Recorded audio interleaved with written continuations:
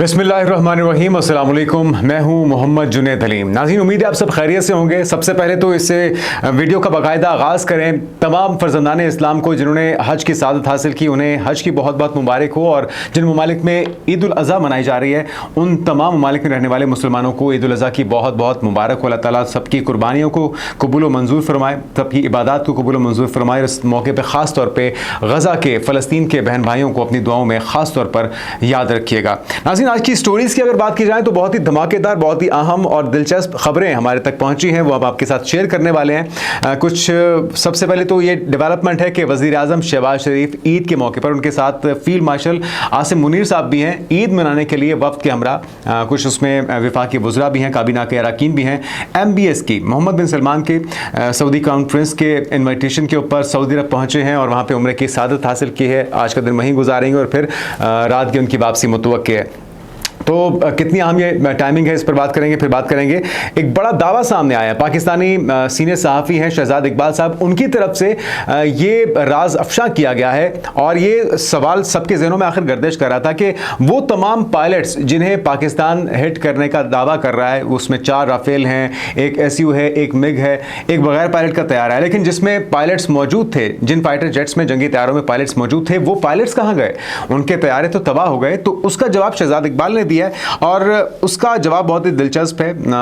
और एक आपको पता है कि भारतीय खातून पायलट मिसिंग भी हैं, तो हो सकता है कि इस जवाब में आपको उस सवाल का जवाब भी मिल जाए तो अभी तक इंडियन एयरफोर्स ने नहीं दिया, इंडियन गवर्नमेंट ने, मोदी सरकार ने नहीं दिया। उसके बाद बात करेंगे कि दोस्त दोस्त ना रहा। वो दोस्त जो पहले दोस्त थे, करीबी बगलगीर हुआ करते थे, अब दोस्त नहीं रहे।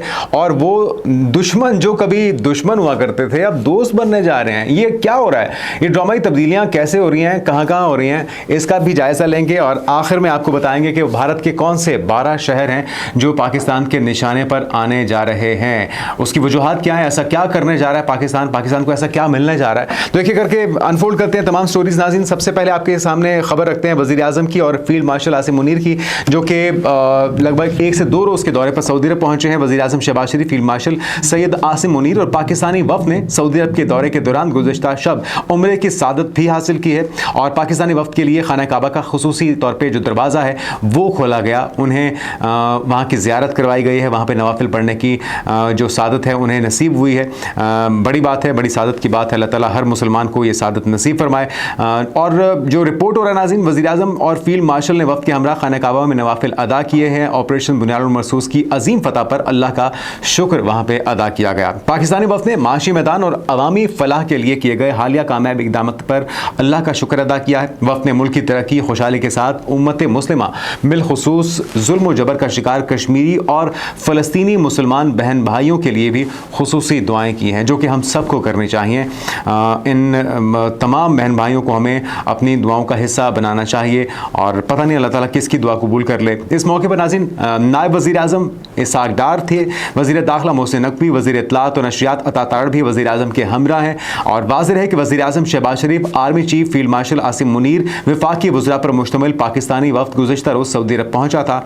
और इस दौरे के दौरान वली-ए-अहद शहज़ादा मोहम्मद बिन सलमान से ईद उल अज़हा पर उनकी मुलाकातें भी हुई हैं, जिसमें पाकिस्तान और सऊदी अरब के दरमियान तिजारत, सरमायाकारी, उम्मत मुस्लिमा की फलाह व बहबूद और इलाकाई अमन व सलामती समेत अहम शोबों में दो तरफ़ा ताउन को मजबूत बनाने पर गुफ्तगू हुई है। अच्छा नाज़रीन, टाइमिंग बहुत इंपॉर्टेंट है। 2 चीज़ें बड़ी इंपॉर्टेंट हैं, उसका तस्करा करते हैं फिर आगे बढ़ेंगे हम।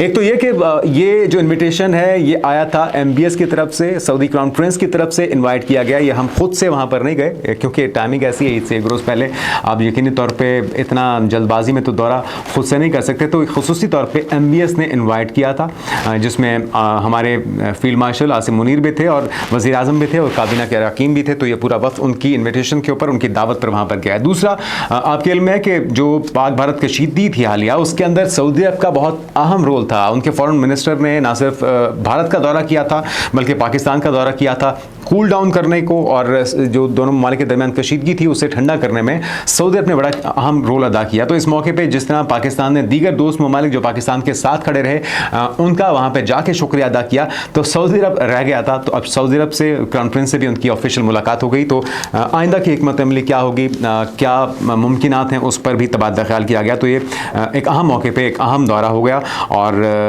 जो एक कर्ज था पाकिस्तान के ऊपर शुक्रिया अदा करने का, वो कर्ज भी पाकिस्तान ने अदा कर दिया। अब आते हैं नाज़रीन आगे की तरफ, और ये जो अगली खबर है बहुत ही अहम है, ये बहुत बड़ी स्टोरी है।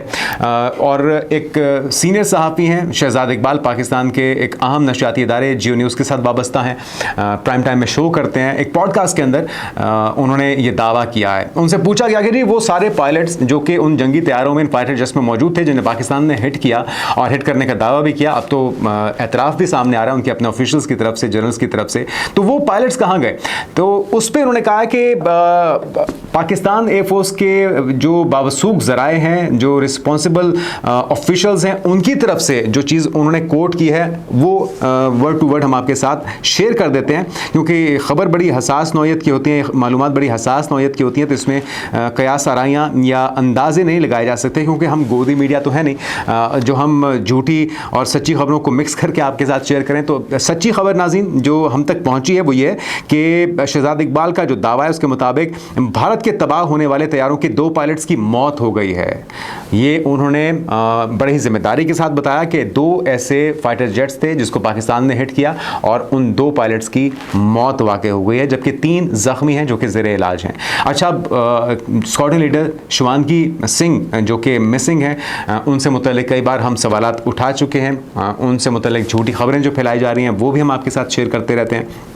तो मुमकिन है कि वो या तो उन मारे जाने वाले पायलट्स में हो, या फिर ये भी हो सकता है कि उन 3 ज़ख्मियों में भी हो जिनका इलाज इस वक्त हॉस्पिटल में चल रहा है। लेकिन बहरहाल ये फैक्ट्स जानना इंडियन अवाम का हक है और इंडियन मीडिया को ये सवाल पूछने चाहिए। ये ख़बर जो शहजाद इकबाल दे रहे हैं बावसूख ज़राए से, ये मालूमात अगर हम तक पहुँची हैं तो यकीनी तौर पर ये इंडियन एयरफोर्स के इल्म में है, इंडियन गवर्नमेंट के इल्म में है और इनको जानना पूरी भारतीय अवाम का हक है। शहजाद इकबाल ने मज़ीद ये भी बताया कि जब मैंने एयरफोर्स के लोगों से पूछा कि ये मालूमात आप तक कैसे पहुंची हैं, तो उन्होंने बताया कि तफसीलात हमें हमारे ऑन ग्राउंड इंटेलिजेंस के ज़रिए मिलती हैं और हम अपनी मुतादिद इंटेलिजेंस एजेंसी से तस्दीक करके बता सकते हैं कि ये सब कुछ हुआ है। तो ये सिर्फ हवा में तीर नहीं है, ये अंदाज़ियाँ नहीं हैं, लेकिन ये जो मालूमात की बुनियाद पे, फैक्ट्स की बुनियाद पे ख़बर सामने आई है। अच्छा नाज़रीन, अब आगे बढ़ते हैं।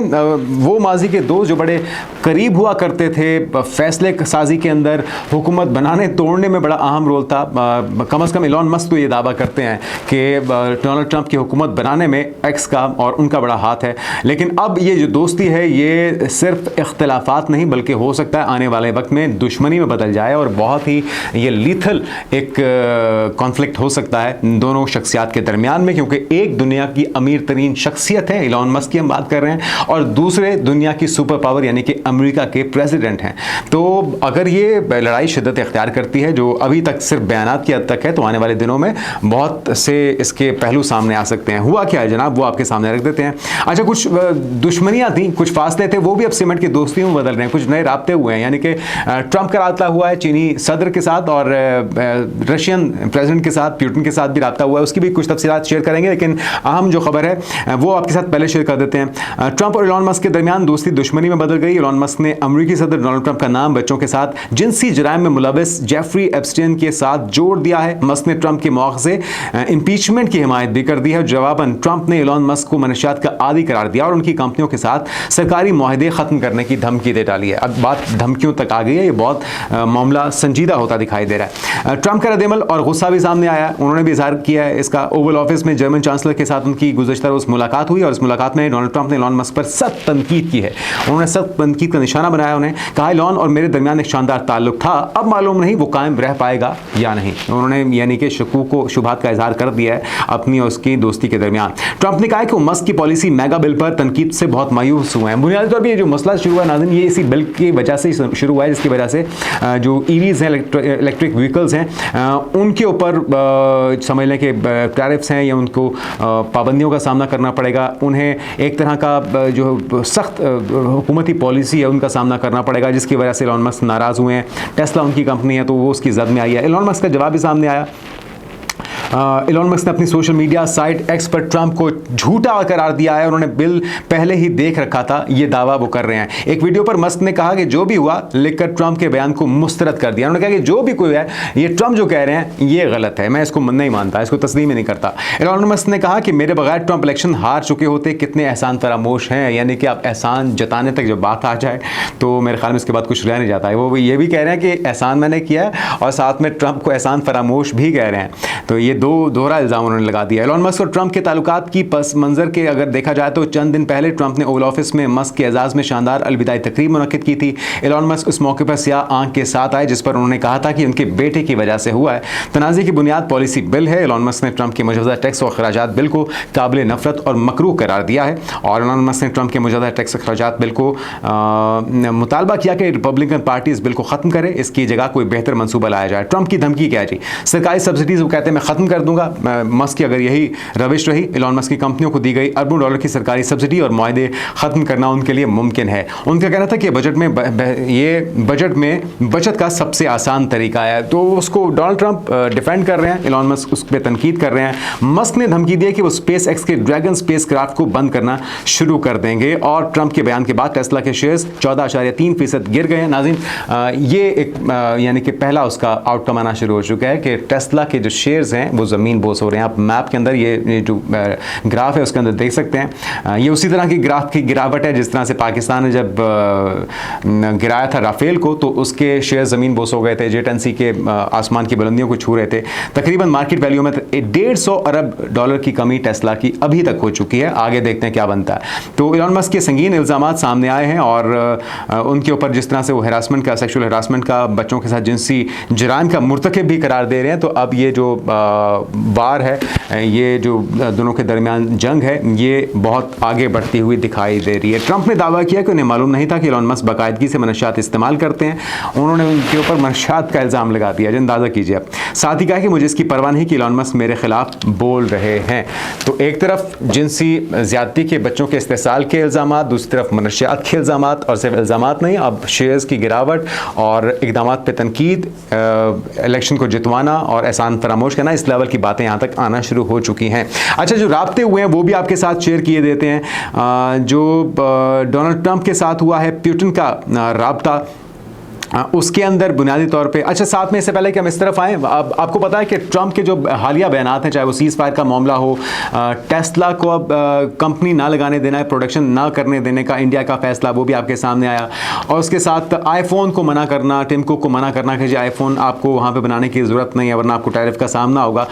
इत्तेफाक ऐसा हुआ है कि इस मौके पर एलन मस्क के जो वालिद हैं वो इंडिया के अंदर मौजूद हैं और अब इंडिया के अंदर ये कोशिश हो रही है कि वो किसी तरीके से ट्रंप को तो आराम नहीं कर सके, एलन मस्क को उनके वालिद की आवभगत की जा रही है, उनकी खुशामदें की जा रही हैं, मंदिरों में ले जाके उनकी पूजाएं कराई जा रही हैं, उनको तिलक लगाए जा रहे हैं। तो हिंदू बनिया तो आपको पता है कोई भी मौका ऐसा हाथ से जाने नहीं देता। तो अब उनको पता है कि ट्रंप के ज़रिए तो उनकी दाल गलने वाले नहीं हैं। एलन मस्क क्योंकि उनके मुखालिफ खड़े हो गए हैं तो उनकी तरफदारी करके, उनके वालिद की खुशामद करके शायद वो इससे कुछ गेन कर सकें, इससे कोई फ़ायदा उठा सकें। तो विजुअल्स आप देख सकते हैं। तो ये बुनियादी तौर पर दिखाने का मकसद ये है कि आप इस सोच को समझें कि ज़रूरत के वक्त ये गधे को भी बाप बना लेते हैं। तो इस वक्त कुछ ऐसा ही सीन चल रहा है। आगे बढ़ते हैं नाज़रीन, राब्ता हुआ है चीनी प्रेसिडेंट के साथ डोनाल्ड ट्रंप का और इसके अंदर ये तवक्को की जा रही है कि जो टैरिफ लगाए थे अमेरिका की तरफ से चाइना के ऊपर, उससे जान खुलासी हो जाएगी। इस चीज़ का बरमला इजहार किया गया और ये भी आपको बताएं कि ये जो राब्ता हुआ है ये डोनाल्ड ट्रंप की कहने पर हुआ है, उनकी दरख्वास्त के ऊपर ये राब्ता हुआ है। तो इसकी टाइमिंग भी बहुत इंपॉर्टेंट है। ऐसे में जब पुराने दोस्त नए दुश्मन बन रहे हैं और जो पुराने दुश्मन थे वो नए दोस्त बनने जा रहे हैं, तो ये टाइमिंग बहुत ही इंपॉर्टेंट। अच्छा नाज़रीन, ये जो राब्ता हुआ है ट्रंप और शी जिनपिंग के दरमियान, टेलीफोनिक राब्ता हुआ है और टैरिफ समेत मुख्तलिफ उमूर पर इसमें तबादला ख्याल हुआ है। 1.5 घंटे तक बातचीत हुई है। ये बहुत ही तवील दौरानिया नाज़रीन। इसके अंदर सिर्फ आप हेलो हाय तो नहीं हो सकता, इसके अंदर डिटेल में तमाम इशूज़ पे बात हुई है, जिसके अंदर पाक भारत कशीदगी भी हुई है, जिसमें टैरिफ्स के मामला तय हुए हैं। गुफ्तगू का मकसद आलमी मईशत को नुकसान पहुंचाने वाले टैरिफ पर इख्तिलाफात को दूर करना था, क्योंकि यकीनी तौर पर जब चाइना और अमेरिका के दरमियान इख्तिलाफात होते हैं तो फिर उसका जो असरात हैं वो सिर्फ एक खत्ते तक नहीं रहते, पूरी दुनिया पर होते हैं, क्योंकि चाइना यकीनी तौर पर पूरी दुनिया के अंदर सबसे बड़ी प्रोडक्शन करने वाली मार्केट है। जो दुनिया की सबसे बड़ी प्रोडक्शन है वो चाइना के अंदर ही होती है। हर मुल्क में उनकी जो प्रोडक्ट्स हैं वो पहुंचती हैं। तो इसलिए ये इख्तिलाफ या ये जो एक जंग छिड़ी हुई थी चाइना और अमेरिका के दरमियान में टैरिफ के हवाले से, इसका खात्मा बहुत ज़रूरी था। तो इस तनाजुर में इसकी बहुत अहमियत है। सदर शी जिनपिंग ने कहा है कि अमेरिका को चीन के खिलाफ किए गए मनफी इक़दामात को मनसूख करना चाहिए। दो तरफा सिफारती, माशी, तिजारती, अस्करी और सिक्योरिटी तबादलों को बढ़ाना चाहिए। गलत फहमियाँ कम करके ताउन को बढ़ाना चाहिए। चीनी सदर का कहना था कि चीन अमेरिका ताल्लुकात में हर किस्म की मुदाखलत और तखरीबकारी को ख़त्म करना ज़रूरी है।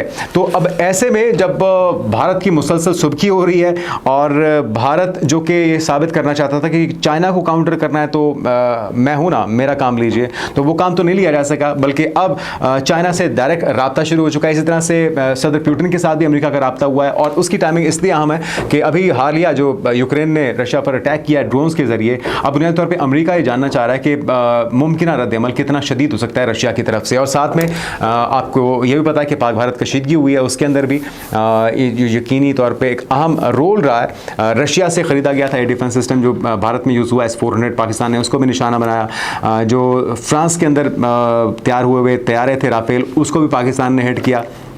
इसी तरह से जो अमेरिका के हथियार हैं वो भी भारत यूज़ करता है। तो सभी को शर्मिंदगी का सामना तो करना पड़ता है। और इसी तरह का एक जो उसका रद्द-ए-अमल आया है वो G7 के अंदर भारत को मुकम्मल तौर पे इग्नोर करने का एक जो सिलसिला हुआ है, जिसके अंदर आखिर लेवल की सुबकी हुई है।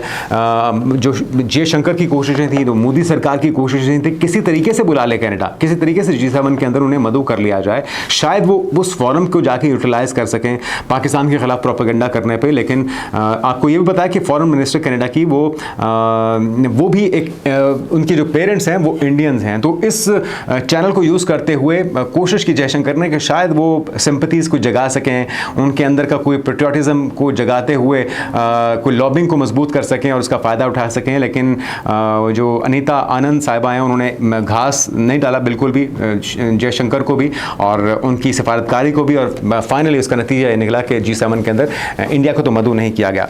अब नाज़रीन आखिर में आ जाते हैं उन 12 शहरों के हवाले से एक छोटा सा टीजर आपको दे देते हैं कि वो कौन कौन से 12 शहर हैं। इसकी डिटेल्स हम अगले ही आपको वीडियो में देंगे, कल की वीडियो में, कि वो क्या टेक्नोलॉजी पाकिस्तान को मिलने जा रही है, वो कौन से मिसाइल मिलने जा रहे हैं और उसकी डिलीवरी कब तक मुतवक्के है। तो अभी सिर्फ आपके सामने वो 12 शहर हम रखे देते हैं जिनको पाकिस्तान हिट करने की सलाहियत रखता है इन मिसाइलों के ज़रिए, और ये एक बहुत बड़ी परेशानी भारत के लिए हो चुकी है। और इसको लेकर नाज़रीन बड़ी परेशानी इस वजह से भी है कि पाकिस्तान ने अपने PL-15 के ज़रिए जब ताक के निशाना लगाया, उनके राफेल को ज़मीन बोस कर दिया, और जब PL-17 पाकिस्तान को मिलेगा तो फिर पाकिस्तान का क्या हाल करेगा। अच्छा जी, कौन कौन से शहर हैं वो देख लीजिए। 12 बड़े शहर जिसमें अमृतसर है, जलंधर है, लुधियाना है, चंडीगढ़ है, जयपुर है, बकनर है, जोधपुर है, अजमेर, हिसार, सरसा, भटिंडा, पठानकोट।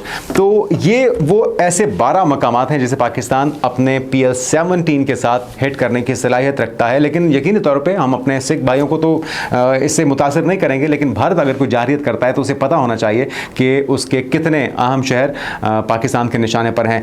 किस तरह से ये होने जा रहा है, कल की वीडियो ज़रूर देखिएगा, उसमें आपको तफसीलात बताएंगे। आज के लिए इतना ही, इजाज़त दीजिए, अल्लाह हाफ़िज़।